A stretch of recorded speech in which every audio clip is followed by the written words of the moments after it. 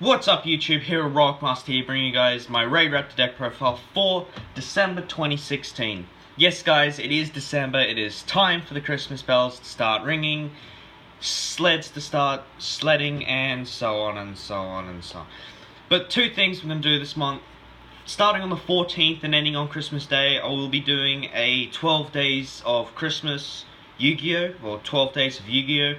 Thing, just full of deck profiles, pack openings, guest uploads from my friends, and dual replays. Second thing was, I was thinking about putting up a new series on the channel, teaching those, like, some people who watch my videos are only just starting Yu-Gi-Oh! And some of the decks they put up aren't actually beginner level. So, what I want to do is put up a kind of a series teaching the people like what Yu-Gi-Oh! Is and just a basic introduction to Yu-Gi-Oh! Monsters, spells, traps, whatever. But let's just get into the deck profile. Comment below if you want to see stuff like that, just because just help me out with the channel and just help those out who kind of need it. But for Raidraptors, I run 3 Vanishing Lanius. He's your Goblinberg of the deck. Once per turn during your main phase, if this card was normal special summoned this turn, special summon 1 level 4 lower Raidraptor monster from your hand.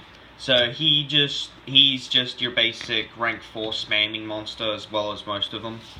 So it's staple 3 Vanishing Lanius, staple 3 Mimicry Lanius. He's your searcher. When he's sent to the graveyard, that turn he's sent to the grave, no other turn. You get to banish him and search out a Raidraptor card. So 3 Mimicry.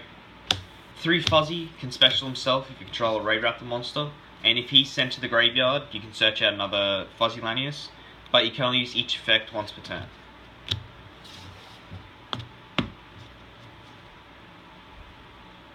Then I run 3 Lastrix. I only have 2, I can't find my third one at the moment.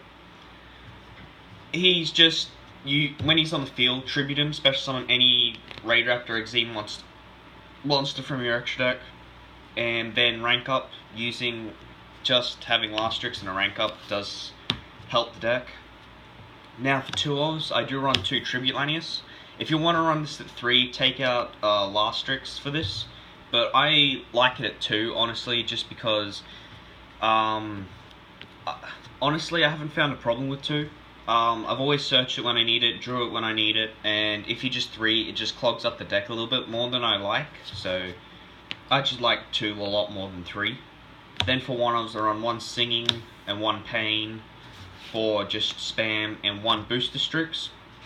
I run the Booster Strix to protect your Ultimate Falcon if they end up getting a monster with more attack, so you can just boost the Strix and then your Ultimate Falcon's safe. Then for rank up spells, I've run 3 Skip Force. It's the basic rank up for the deck. Ranks up 2, and except the turn this card was sent to the graveyard, you can banish it in a Raidraptor monster and special summons a Raidraptor Exene monster from your graveyard. So this card just helps with your rank up plays so much. You kind of need it at 3. You can't run this at anything but 3. Then I run the 3 rank up Astral Force. I do run 3 just so if you don't draw up Skip Force, you've got Astral Force instead. And during your draw phase, if this card's in your graveyard, you can skip your draw phase and add this card from your grave to your hand instead. And then, but you can only special summon with Astral Force. So if you end up having a Satellite Cannon Falcon or a Revolution Falcon, you're pretty much good with that if you add the Astral Force from grave. And I do run it at 3 just because the rank up spells are kind of restrictive. Then I run 2 Soulshade Force because I do run the Cyber Dragon Infinity in the deck, because it does actually come up. 2 Revolution Force because making Blaze Falcon's pretty good, and I run the 2 because you can take your opponent's Exene monsters. So with the new Junishishis that are coming out, if they detach, you can just rank it up into a Blaze, so you can rank up into Blaze Falcon up against, the mirror match if they use both materials from 4 Strix and then activate rank up, you can chain this to that rank up, and then take it and then rank up into your own Raidraptor. Also, this is in preparation for the Raidraptor Arsenal Falcon, which is probably one of the better Raidraptors, just because it's just good. I'm not going to go over it for the moment because it isn't released yet, but in the TCG, but I'll go over it when I have the card. Then 3 Allure of Darkness, because everything in the deck's dark and draw power is key. 2 Cattle Call, just as 2 extra Last Strixes. 2 Raidraptor Nest, because search powers you kind of need. 2 Raidraptor Call, just to help spam out 4 Strix. Then for traps, 3 Raptor's Gust, just so you can negate your opponent's Regeki, Dark Hole, spell trap. So if they're drowning, you can just negate it. So just stops them from activating spells and traps. And then 1 Vanity's Emptiness, because once you have an established board, flip this and you pretty much just got game. That's it for the deck. Now for the extra deck, I run the 3 4 Strix, but I only have 2 at the moment. But I do recommend running this at 3, just because the searching is awesome, and it only needs 2 level 4 instead of 3 like Rise Falcon. So you just start off your ranking up players with this really easily.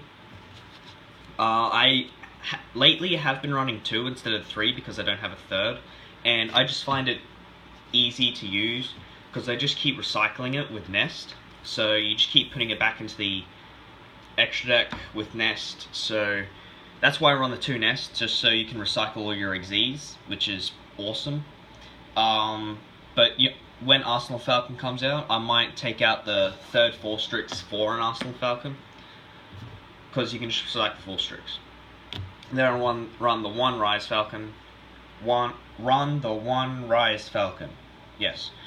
Just because there are times when your opponent has a bunch of special summon monsters that are in defense or can't attack. You can just make this detach and just already get it stronger than all of them. And then if they don't destroy this right away, you can just get this to a ridiculous amount of attack and just kill your opponent with it. Then Zero Fine and Heartland Draco, whatever. Just for other standard rank 4s. The Zero Fine, because it's great in Winged Beast decks, and you can get it to an amazing amount of attack and negate your opponent's card's effects. And then Draco, it can attack direct. Just like, if you can keep this on the board long enough, you can just inflict 4k to your opponent, and that's pretty much you've just halved their life points. And then they can't target this for attack if you have Nest, which again is why I run 2. And there are times when I do make Zero Fine and I needed it, because I've got I have a 4 Strix and a Zero Fine, and my opponent's got the one that negates spells. What is it? Titanic Hope Galaxy or something. I keep forgetting that one. And then I just detach to negate it, and then I can just keep ranking this up. So Zero Fine does help with quite a few matchups. Then the 1 Blaze Falcon, which I don't have at the moment because I traded mine. I'm just trying to find the other one. But you run the 1 Blaze Falcon just for, just to attack direct and destroy, and it's got a Scarlight effect as well when you detach. 2 Revolution Falcon. For now, it's at 2. I might cut it down later. Can attack every monster your opponent controls once each if you detach. If it attacks a special summon monster, that monster's attack and defense go to 0.